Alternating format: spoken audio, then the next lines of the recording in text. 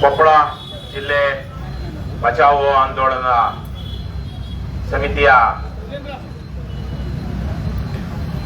ಶ್ರೀ ಅಲ್ಲಮಪ್ರಭು ಬೆಟ್ಟದೂರವರು ಸೇರಿದಂತೆ ಎಲ್ಲ ಪದಾಧಿಕಾರಿಗಳೇ, ಇಲ್ಲಿ ಇವತ್ತಿನ ಕೊಪ್ಪಳ ಸಪ್ಪಳ ಕಾರ್ಯಕ್ರಮಕ್ಕೆ ಬಂದಿರುವಂತಹ ಕೊಪ್ಪಳ ಭಾಗದ ಅನೇಕ ಜನಪರ ಹೋರಾಟಗಾರರೇ, ವಿವಿಧ ಸಂಘ ಸಂಸ್ಥೆಗಳ ಮುಖಂಡಗಳೇ ಹಾಗೂ ಕರ್ನಾಟಕ ರಾಷ್ಟ್ರ ಸಮಿತಿ ಪಕ್ಷದ ನನ್ನ ಆತ್ಮೀಯ ಬಂಧುಗಳೇ,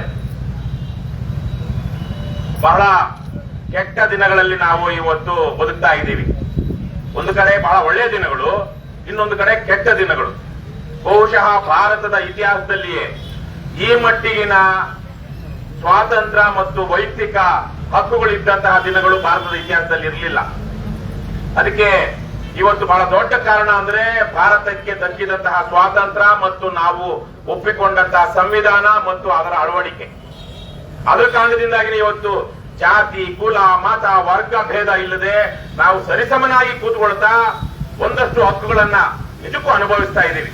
ಆಗ್ಲೇ ನಾನು ಹೇಳಿದಾಗೆ ನಮ್ಮ ಯಾವ ಪೂರ್ವಿಕರ ಯಾವ ತಲೆಮಾರಿನಲ್ಲೂ ಈ ಮಟ್ಟಿಗಿನ ಸ್ವಾತಂತ್ರ್ಯ ಜಾತ್ಯಾತೀತವಾಗಿ, ಕುಲಾತೀತವಾಗಿ, ಮತಾತೀತವಾಗಿ ನಮ್ಮವ್ರಿಗಿರ್ಲಿಲ್ಲ. ಅದೇ ರೀತಿಯಲ್ಲಿಯೇ ಬಹುಶಃ ಹಿಂದೆಂದೂ ಇಲ್ಲದಂತಹ ಸಮೃದ್ಧಿಯನ್ನ ಭಾರತ ಈಗ ನೋಡ್ತಾ ಇದೆ.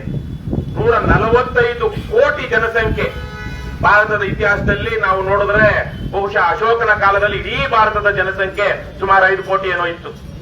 ಆದ್ರೆ ಈ ಹೊತ್ತಿಗೆ ಅದರ ಎಷ್ಟು ಪಟ್ಟು ಆಯ್ತು?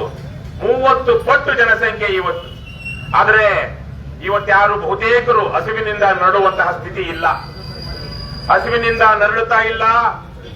ಪಟ್ಟೆ ತುಂಬುತ್ತ ಇದೆ, ಬಟ್ಟೆ ಹಾಕೊಳ್ಳೋದಿಕ್ಕೆ ಬಟ್ಟೆ ಇದೆ. ನಮ್ಮ ಸ್ವಾತಂತ್ರ್ಯ ಹೋರಾಟದ ದಿನಗಳ ಕೆಲವೊಂದು ಫೋಟೋಗಳನ್ನ ನೋಡಿದ್ರೆ ಆ ಹೋರಾಟದಲ್ಲಿ ಭಾಗವಹಿಸುತ್ತಿದ್ದಂತ ಜನ ಒಂದು ರೀತಿ ನರಪೇತಲ ನಾರಾಯಣರ ತರ ಇದ್ರು. ಆದ್ರೆ ಇವತ್ತು ನಾವು ತಿಂದು ತೇಗಿ ಅದರ ತಿನ್ನೋದಕ್ಕಿಂತ ಹೆಚ್ಚು ಇವತ್ತು ವ್ಯರ್ಥಾನೆ ಮಾಡ್ತಾ ಇದ್ದೀವಿ. ಅದೆಲ್ಲ ಬೆಳೆಸೋದಿಕ್ಕೆ, ಆಹಾರ ಧಾನ್ಯ ಉತ್ಪಾದನೆ ಮಾಡೋದಕ್ಕೆ ನಮ್ಮ ಪೂರ್ವಿಕರು ಬಹಳ ಶ್ರಮ ಪಟ್ಟರು. ಬ್ರಿಟಿಷರ ಕಾಲದಲ್ಲಿಯೇ ಇಲ್ಲಿ ತುಂಗಭದ್ರಾ ನದಿಗೆ ಅಣೆಕಟ್ಟು ಕಟ್ಟೋದಿಕ್ಕೆ ಯೋಜನೆ ಹಾಕಿದ್ರು. ಜವಾಹರ್ಲಾಲ್ ನೆಹರು ಅವರ ಕಾಲದಲ್ಲಿ ಅದು ಪೂರ್ಣ ಆಯಿತು. ಅದೇ ರೀತಿಯಲ್ಲಿ ಆಲಮಟ್ಟಿಯಲ್ಲಿ ನಿಜಲಿಂಗಪ್ಪನವರ ಕಾಲದಲ್ಲಿ ಯೋಜನೆ ಶುರುವಾಯಿತು. ಲಾಲ್ ಬಹದ್ದೂರ್ ಶಾಸ್ತ್ರಿ ಅವರು ಬಂದು ಅದಕ್ಕೆ ಶಂಕುಸ್ಥಾಪನೆ ಮಾಡಿದ್ರು.